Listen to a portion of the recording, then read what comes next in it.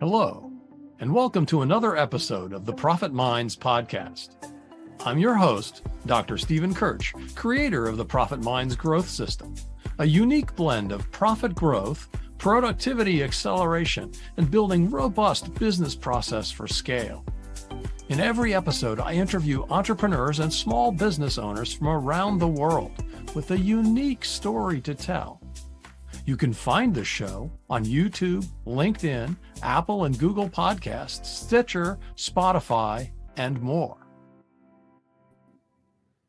Well, hello, everyone. Today, my guest is John Horn, the CEO of StubGroup.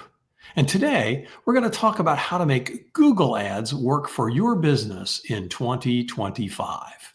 Welcome, John. Thank you so much for having me. Yeah. So I start every podcast with, tell us your story. How did you get here and do what you're doing? Yeah, well, a little over a decade ago at this point, I was working in various marketing roles, not anything like what I'm doing currently. And back then, my brother and a good friend of his, they saw this need in advertising, specifically digital advertising, which is you've got all these companies who are kind of moving from traditional media, from TV ads and radio and so forth. And they're moving into this digital space of Google ads and Facebook ads and things like that. And they needed help. They needed stewardship of how to, navigate these new channels. And so my brother, his friend, they started a business, which became StubGroup, and then brought me on as employee number one with them. And really, we figured these things out together and grew the company, grew our client base, bootstrapped things, figured out how to run campaigns successfully for ourselves and for our clients, and then ultimately grew a team, brought on great talent to help us with that and get to the place where we are today. So it's been a fun last decade or so of figuring out digital advertising and working with tons and tons of really great clients along the way. Yeah. So what is it that StubGroup does that's different? Because there's hundreds of companies out there that tell you that they will fix your problems with your pay-per-click, your Google ads, your whatever SEO, all of that sort of stuff. How is it that what you're doing is different, and how do you make it effective? Yeah, it's a fantastic question. Like you said, there are tons and tons of agencies and resources out there that do the type of work that we do. I think there are some things that separate the really good providers from the rest of the pack. Some of those things are, I'd say the biggest thing is focusing on really what's going to move the needle for the client in terms of generating revenue and profit, as opposed to focusing on like these vanity metrics of, well, hey, I got you this many impressions for your ads or clicks or views on your video or whatever. At the end of the day, what I care about with our clients is how are we helping them make money and grow their businesses? And so we put a lot of work into trying to identify on the advertising side of things, what is actually working, what is driving leads in the door, getting people on the phone, placing orders through the client's website, et cetera. And then how can we double down on that and get more of that? And then how can we find those other areas where it's just wasteful spending and cut waste there and save money for clients? So that's a really important part of things. And then another kind of a unique thing that StubGroup does that is a specialty not a lot of other agencies have is we have a very deep understanding of Google ad policies. And we've helped a tremendous number of businesses who have had issues with Google Ads policies, which have prevented them from running ads, either causing their ads to be disapproved or their accounts to be suspended.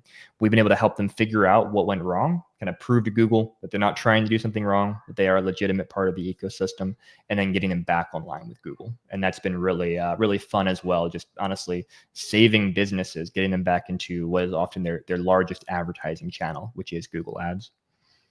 So what is it that people do wrong? How do they run afoul of the Google police? Yeah, so sometimes it's things they've done wrong. Sometimes it's not even anything they've done wrong, and it's just Google's automated systems, flagging things incorrectly. There are a host of things. It could range anything from they entered their billing information incorrectly into their ad account, and Google then flags that and then doesn't let them back online without going through this nightmare process, just because Google's processes are not good in this area, which is crazy. It's like, hey, I want to pay you money, Google. Oh, nope, you can't. Okay, let's figure this out.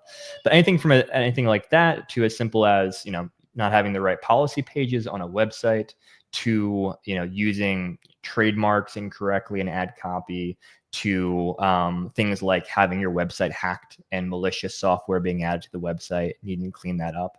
Tons and tons of different things that at the end of the day, advertisers they don't know what went wrong, and often Google doesn't tell them explicitly what went wrong.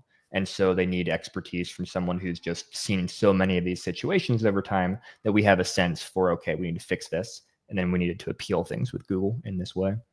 So most of the time, it's not actually that they've done anything wrong. It's just that something triggered some flag in the Google ad world that said, "Oh, naughty, bad, evil, wicked."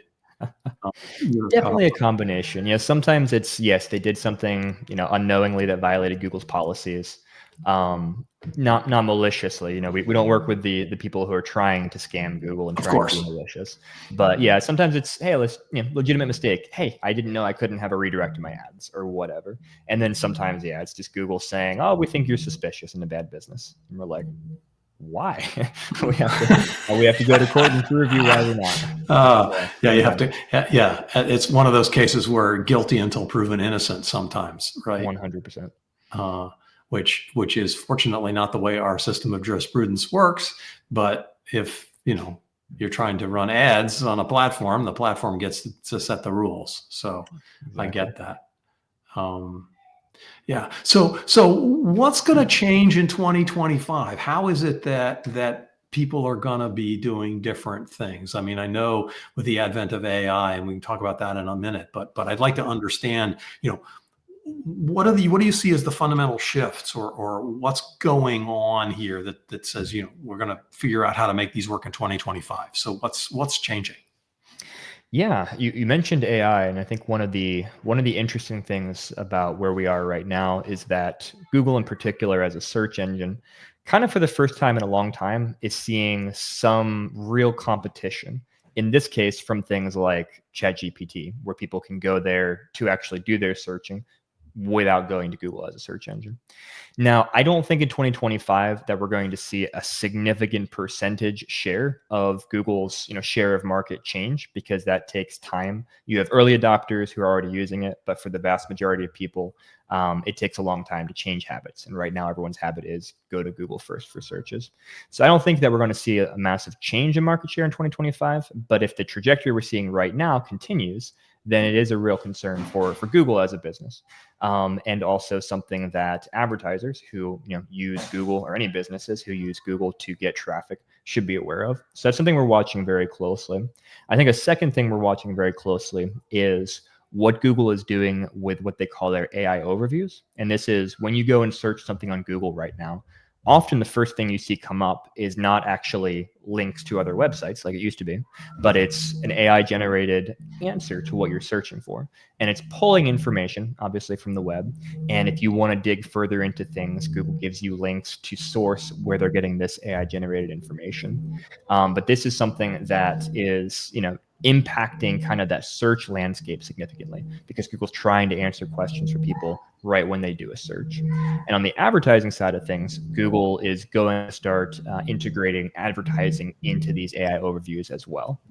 The big questions that haven't been answered yet are exactly what that's going to look like, how, what control we have over those ads, et cetera. And so this year, that's one of the biggest things I think that advertisers are watching is, all right, how are we going to integrate advertising into this new location when people search for information on Google? Yeah, so Google hasn't said what they're going to do with how they're integrating those, or will you have to pay extra? I'm betting you will, to become one of those preferred vendors in the AI piece of the Google search, just like costs you something to become go higher and higher in the page ranking, right? Yeah, exactly. So similar kind of, is that your expectation that Google is going to change their cost model or their price model so that you get to choose whether you're in the regular below the AI or in the AI?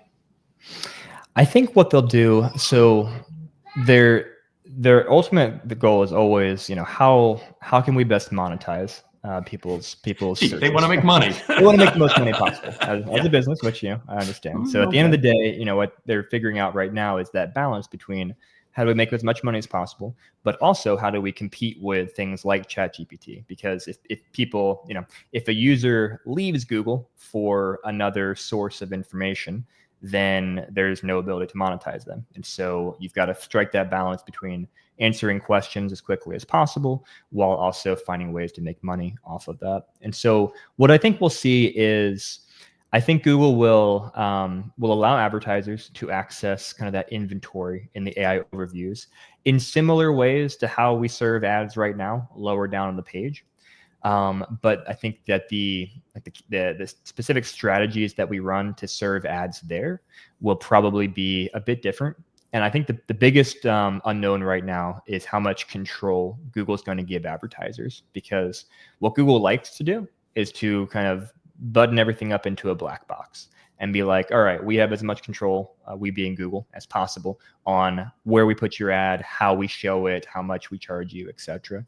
Whereas advertisers like StubGroup are always saying, we need more control, we need more visibility, transparency. And so it'll be interesting to see kind of where Google falls on that side of things. Will it be more of a black box, or more of a, yes, we can control and see how that placement performs and how much we want to spend for that traffic and things like that? Do you see ChatGPT trying to monetize their search in the same way that Google does? That's a fantastic question. I would say eventually, I think yes, they will have to, because there's so much money that they would leave on the table by not doing it, that I don't see them making that choice. But I think it may take a while before that happens, for two reasons. One, they already have a different model than Google, in that they obviously have paid versions of ChatGPT, so they can make direct money from user fees in a way that Google doesn't, because access to Google is free unless you're getting really fancy with like a YouTube TV subscription or something like that. And right now, ChatGPT is totally focused on really capturing market share. And so the best way to capture market share is to annoy people as little as possible. People don't like ads, generally speaking, and so no ads right now. But I think as they get to a place where they're less focused on market share and probably more focused on monetization of what they've captured, I think eventually they will add advertising to their product. It certainly seemed to me that they could be intelligent about it and use the AI as, if somebody says, hey, I'm looking for a restaurant near me as a ChatGPT search, well, it would behoove them to encourage folks to do that, at least the geographic equivalent of that, right? If somebody's looking for a specific kind of service, it doesn't bother me that, I see the first few are sponsored. That's not so yeah, I think that'll be an interesting thing to watch. I hadn't even thought of it before this, but I mean, I had heard that ChatGPT is taking away market share from Google, but I hadn't thought about ChatGPT monetizing it in the same way.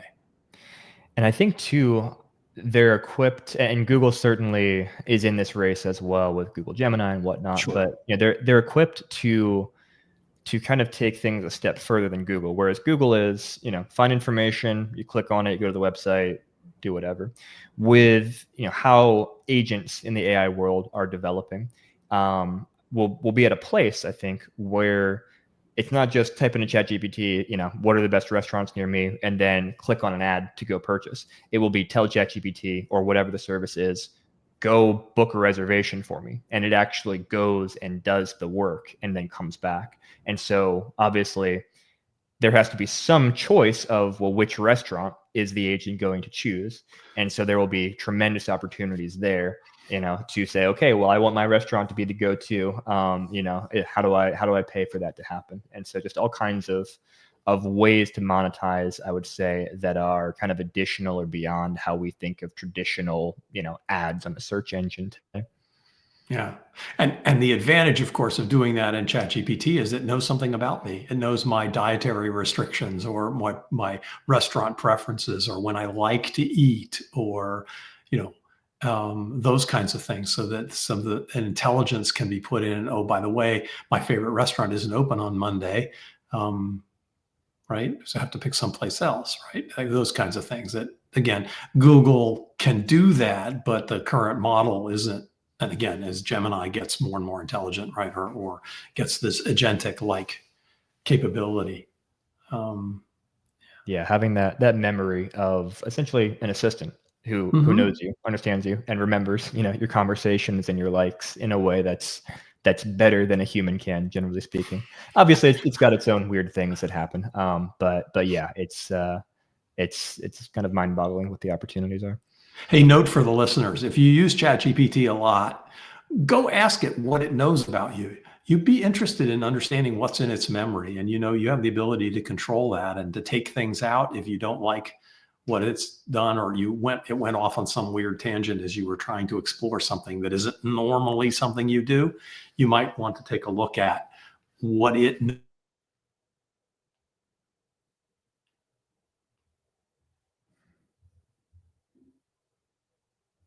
So, John, what else do you see?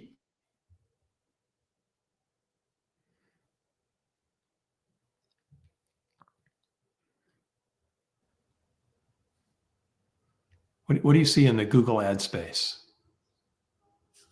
Oh, sorry, I had the audio cut out there for a minute. What else we see in the Google ad space coming this year? So I think another significant trend that we're dealing with right now is that tracking the success or just the results of advertising, this is true of Google and all other platforms as well, is actually getting more difficult over time, because there is a push, understandably, for more privacy. So you have browsers like Safari, for example, that like to block as much tracking as they can.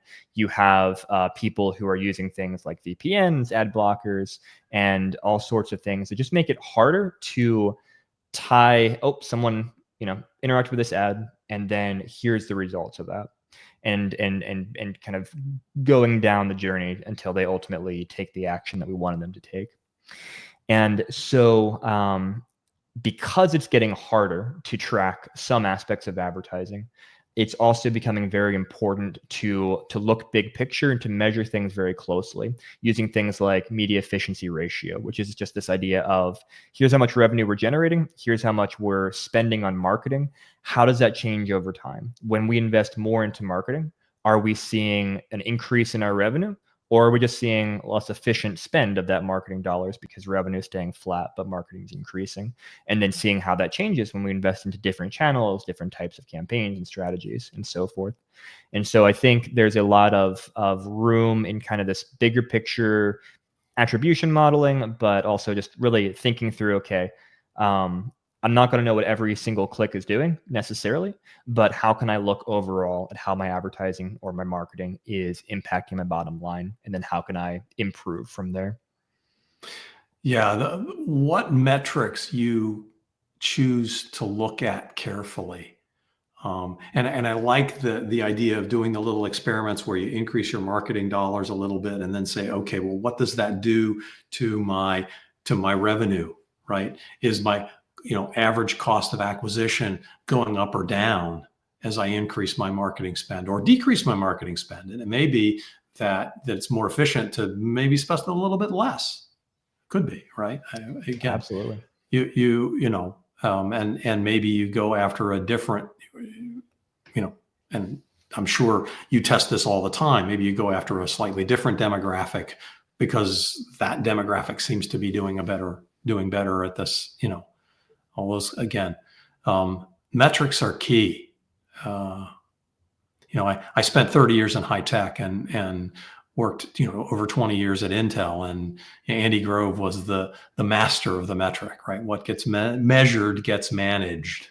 Yes. And that's really, it sounds like the StubGroup really takes that to heart and really looks at those metrics very, very carefully. Absolutely. Yeah. So, talk to me about niche industries. Talk to me about your specialty there. I know you guys do some things that are a little bit different in that space. Yeah, well, I sometimes I like to say that every other day I learn about a way to make money I didn't know existed. There are so many interesting, unique ways to make money, and the internet's done such a cool job of opening that up to people, where you can reach people who have this incredibly specific niche interest or need, and you can find all of them through the internet because they're all on the internet in ways that you couldn't in pre-internet days necessarily. And so we get to work with a lot of kind of unique niches also because of our work in the policy space, because everybody has policy issues. And so they come to us for help, and we're able to help them with that. And then often we're able to help them with their advertising after that, after they've gotten back online with Google. And so at the end of the day, it's about like success in some of these niches is about figuring out, okay, well, what are the people that are relevant to you? What are they searching for? How are they searching? Are they even searching for what you do? Or are they spending time in particular locations? So a good example would be, we had a client we worked with for many years in the education space. They have this incredibly specific course that they offered. It was for people with a particular level of education, particular background, a particular interest in kind of nonprofit management. And so there's probably 100, 200 people a year in the world who are interested in this, but we won't find them. And so it's like, okay, so for them, it's not about scale. It's about, hunting and pecking and finding where are those specific people. And so, what the strategy we took for them is kind of a combination of, okay, well, here are some of the types of things that this person might be searching for. And if they search for that, then let's get in front of them there.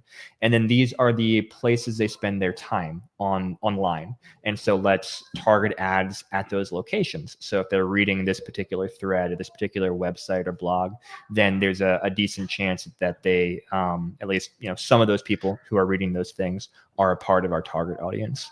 And that's always a unique unique challenge of kind of hunting and pecking and finding those people and doing that in a cost-effective way. Because it's not like we can just say, okay, let's spend $5 million and run a TV ad and, we'll find a couple people in there. It's like, no, we don't have unlimited budget. So let's be very efficient and go on that scavenger hunt, so to speak.